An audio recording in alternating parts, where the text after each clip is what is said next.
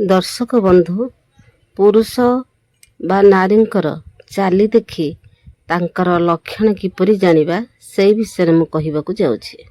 जेउ नारी चालिबा समय रे कनिष्ठ अंगुली भूमि स्पर्श करे नाही से दोचारुणी होती। जेउ नारी चालिबा समय रे बा पाद पकाइबा समय रे किछि शब्द हुए नाही से अत्यंत सौभाग्यवती होती।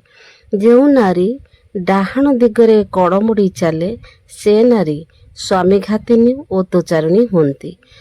जेउ पुरुष चालिबा समय दुई हाथ हले से भीषण अहंकारी होइथाए। जेउ लोक मुंड नुआई चले से कुटिल स्वभावर होइथाए। जेउ माने मुंड टेकी चलती से माने अन्याय को प्रश्रय दियंती नाही। जेउ माने चालिबा समय रे हाथ मुठा करी चलती से माने अर्थ संचय करी पारंती। जेउ नारी बतक चाली चलती से माने खूब अलक्षण अटंती। जेउ नारीर चालिबा समय रे छाती दोलायमान हुए से माने दुश्चरिता तथा कूड़टा प्रकृतिर होइथांती। जेउ नारी पछ आड़कू बंकाई चले से माने खूब गर्विता होती। जेउ नारी बा पुरुष खूब जोर रे चलती एवं चालिबा समय रे आखि सर्वदा सामना को रही थाए से माने दृढ़ चेता कर्मठ तथा खूब उन्नति करिथांती।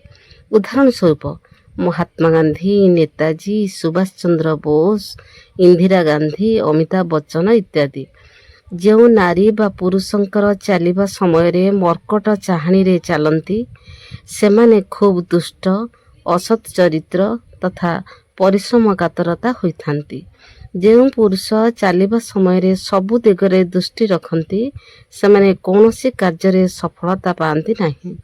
दर्शक बंधु भिडियोटी को भल लगी टिके लाइक एवं सब्सक्राइब करंतु एवं अन्य मान को शेयर करंतु। मु आहुरी भल भल भिडियो नहीं आपण पई आसीबी। रहुछि। जय जगन्नाथ।